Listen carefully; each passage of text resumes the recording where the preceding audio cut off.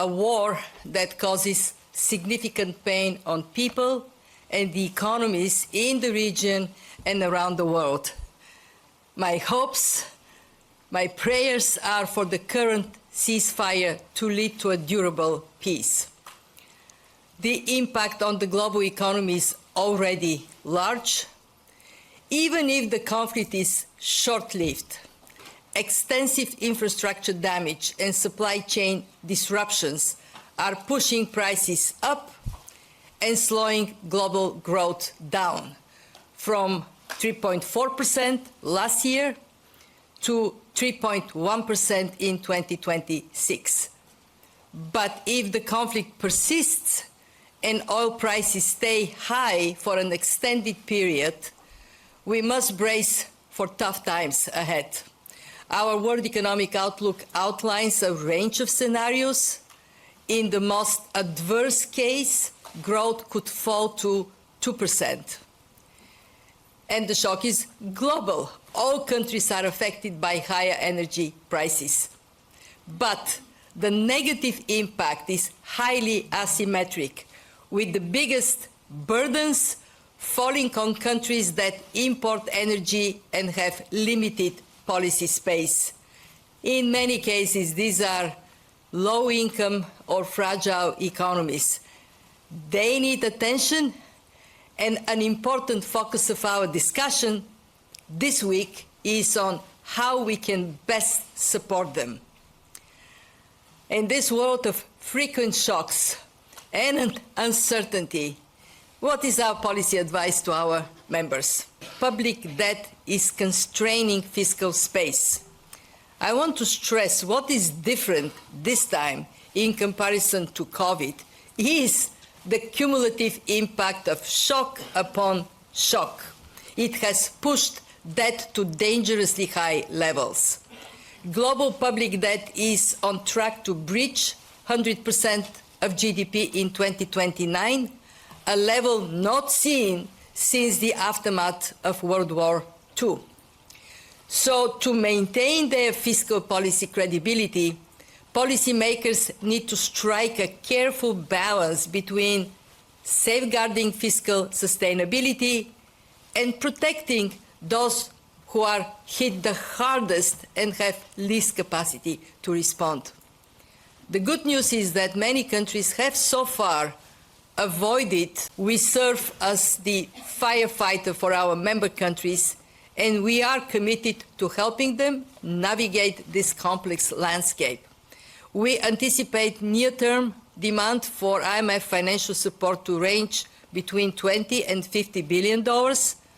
This represents augmentations of some existing programs. Currently, we have 39 programs, and prospective demand for new programs from at least a dozen countries, a number of them in sub-Saharan Africa.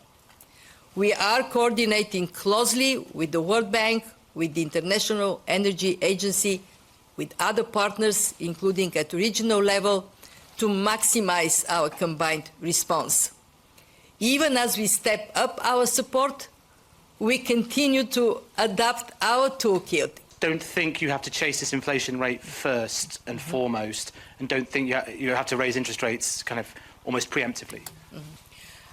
Thank you for your question. Yes, we are concerned about the physical breakdown in supply chains.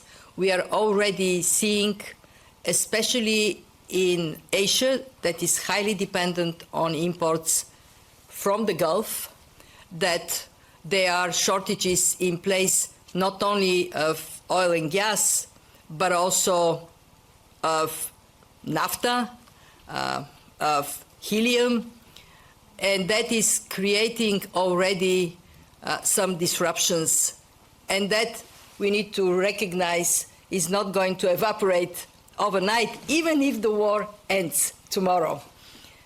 Why? Because a tanker is a slow-moving vessel. It would take 40 days to get all the way to Fiji. So we need to be prepared that the impact of the supply disruptions in the weeks ahead is going to be to deepen. So what do we tell countries? Use measures that can economize energy. And I have seen some countries doing exactly that, putting in place incentives like make public transport free, incentivize people to take it, or work from home. We did it during COVID. I don't see a reason why not do more of it now. Or switch to a less energy-intensive activities over time. We are concerned about risks for inflation moving into food prices. Should the delivery of fertilizers at a reasonable price is not restarted soon, then in this case we might see pressure on food prices, and we all recognize how difficult this would be for people everywhere. We were looking at, for example, urea in sales in Africa. Already from $400, it jumped to $800. It doubled, price has doubled. These are dangerous developments. I have in my office a map of countries and where they fall in terms of their dependency on imports and their fiscal space. And it pains me that majority of sub-Saharan African countries are in this quadrant of vulnerability. And therefore, we are very determined to use this week to identify which are the countries that most urgently need support, and then come out of the week with discussions around the way we would support them. But let me emphasize that the most important thing we do for our members is to help them help themselves, to have strong policies during good times to build buffers, so during bad times they can protect their people. And I am impressed by how much countries have done, including countries in sub-Saharan Africa. I was with the African Consultative Group yesterday, and I can tell you the ministers, the central bank governors, didn't ask for money.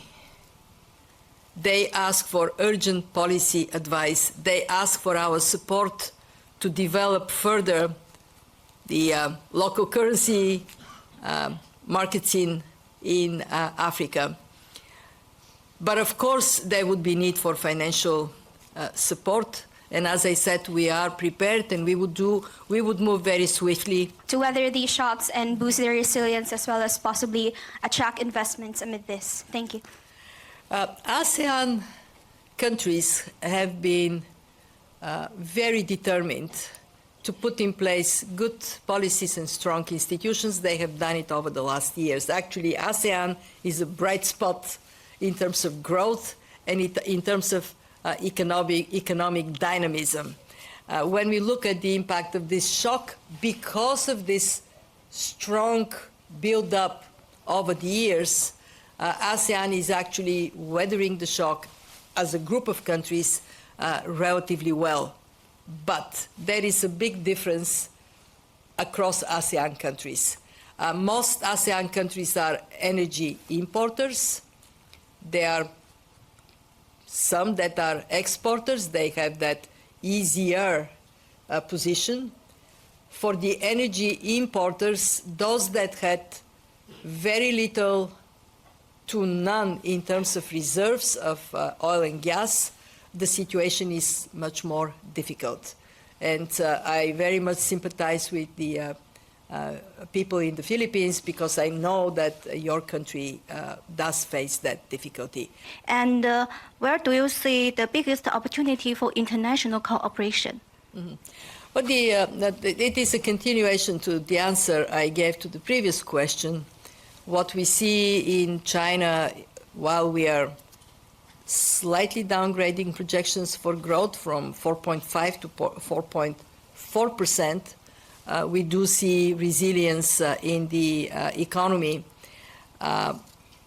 China has great potential as it moves to change its growth model from one that is mostly dependent on exports to one that is primarily oriented towards domestic consumption, move from goods to services. That can give a big boost to China. And of course, China's size means that when China does well, there are positive spillovers for the rest of the world, for the region, especially for Asia, but also for the rest of the world.